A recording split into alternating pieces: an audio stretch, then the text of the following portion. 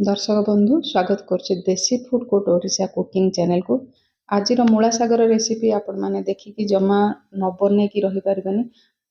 तो आपण जेते थर आगुर बनैथिबे ताहटु पूरा हटके रेसिपी आ बहुत ही टेस्टी। आपण भात पखाळ रुटी परोटा सबुथिरे खाई पारबे।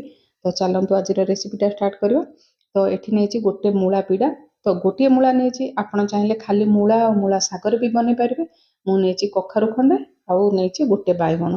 तो परिबा आपनक मन मुताबिक हिसाब रे आपण नै पारबे। एठे गोटा मूला साग को मु भलसे धोई कि नेछि। धोई सारला परे देख पारते मूलार जो अगर माने टाण नाड़ भी मुझे काटी नहीं। आपन चाहे खाली पत्र भी बन पारे। आ जो नहीं कखारु बैगण मूला को भी मुझे छोट छोट काटिकी नहीं। तो यहाँ सहज उपाय आउ बहुत ही कम समय आप बन पारे। तो मुझे प्रोसेसटा प्रेसर कुकर बनाऊँगी। आप कड़े भी बन पारे। गोटे चामच देती सोरिष तेल तेल भलसे तातीगला गोटे 4-5 कोला रसुण को मुझे छोट छोट काटिक पकई। आउ जो परिवा जो काटिक रखी पकई ये जो मूला शाग काटिक रखी भी ए सबू को पकई नहीं। तो आप प्रोसेसटा कड़े बनाऊँ बहुत ही समय लगे। तो आपण खाली पानी रे जदि आपण सिझे बनाऊँ रेसिपीटा सिझाड़िया लगे। तो गोटे चामच तेल देकी गोटे मिनिट हाई फ्लेम रे भाजी नेबे। तो बहुत कम समय सिझी पार। आदि आप कड़े बनाऊँ टे टाइम लगे। तो ये गोटे मिनिट भाजला जी मूला शाग जेहेतु पानी अच्छी सिझापी जी पानी दरकार से पानी आम देवा। एठी मूला शाग देखिकी मु लुण अध चामच देछि। पानी देखि पारे बहुत ही कम देछि। हाई फ्लेम रे गोटे सीटी आसिया को देबा। आपण लो कि मीडियम रे बनबेनी बहुत सीझी गले रेसिपीटा भल लागबनी। तो सेम करे मु एठा गोटे बड़ चामच देछि सोरिष तेल। आपण चाहे रिफाइन तेल रे भी बनै पारे। तो ये मुझे 2टा सुखिला लंका को भांगिकी नहीं राग हम अध चामच देछि जीरा। तो भलसे भाजी नेबा। तो ये जीरा भलसे फुटण हो गला फुटीगला आउ 2-4 कोला रसुण को छोट छोट काटिक पकई। तो आप चाहिए छेचिक भी पकई पारे। तो मुझे काटिक पकई आ गोटे बड़ साइज पियाज को एमती छोट छोट काटिक पकई। ए सब को भलसे भाजी नेबा। तो देखी पाते भलसे भाजी हो गला। ये गोटे बड़ साइज टमाटो को छोट छोट काटिक पकई।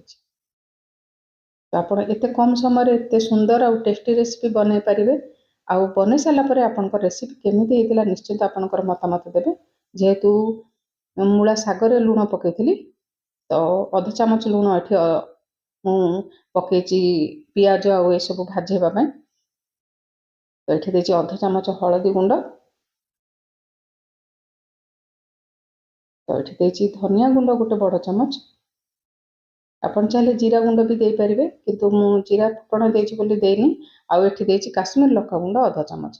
जदि आपन टिके स्पाइसी किंबा राग चाहते तो राग लंका गुंड एठी अध चामच दे पारे। तो सबको भलसे गोले नेबा। अल्प टिके पानी देबा मसलाटा जमती भलसे कषि हो। तो अल्प पानी देला सबको भलसे गोले नेबा। तो आज छोटिया रेसिपीटा आपको जब भल लगे तो वीडियो गोटे लाइक करने। चैनल रे नुआ थिले चैनल को सब्सक्राइब करने। फेसबुक पेज रे देखिले फेसबुक पेज को फॉलो करने। तो ये मुझे माने गोटे चमच हिसाब से 4 चमच नहीं। ये मुग डाली की आप धोईकी भी सुखेकी भी भाजी पारे। मुझे सुखा मुग डाली की कपड़ा पोचिकी नहीं। तो बेसी कड़ा भाजबानी टिके जमती मुग डाली भल बास्ना आसो। तो ये गैस रे आम बंद करनबा। ठंडा है ग्राइंड करनबा मुग डाली की।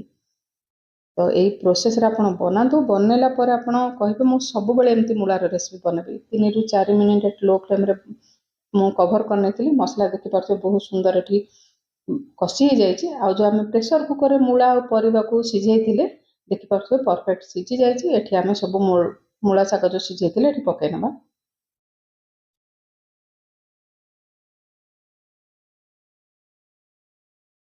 तो गोटे मिनिट हाई फ्लेम रे भलसे गोड़े नेबा मसला सहित आम जो मूला और मूला शाग को पकई। तो मुग डाली देकी तो आप बहुत थर बनई प्रोसेस रे बनातु। जो मुग डाली आम ये भाजिकी रखी ये पकई नबा। देखि पाते बहुत चिकन करी ग्राइंड है टिके खदड़ा अच्छी। तो ये मुग डाली जो भजा मुग डाली की पकेला भलसे गोड़े नेबा। स्पीड रे गोलेबे ना बिंडा हो।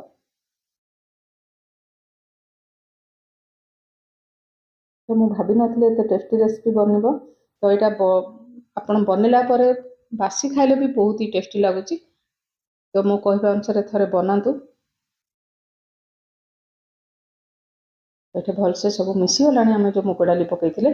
ଯେହେତୁ ମୁଗ ଡାଲି ଭଜା ମୁଗ ଡାଲି ପକେଇଛି ସେଇଟା ଭଲସେ ଫୁଲିବ, ତ ଅଳ୍ପ ଏଠି ଆପଣ ଯେତିକି ବହଳିଆ ଚାହିଁବେ ସେଇ ଅନୁସାରେ ଟିକେ ପାଣି ଦେଇଦେବେ, କାରଣ ଫୁଲିଗଲା ପରେ ଆମର ଯେଉଁ ଶାଗର ରେସିପିଟା ବହୁତ ହି ବହଳିଆ ହେଇଯିବ। ପାଣି ଦେଲା ପରେ ସବୁକୁ ଭଲସେ ଗୋଳେଇ ନେବା।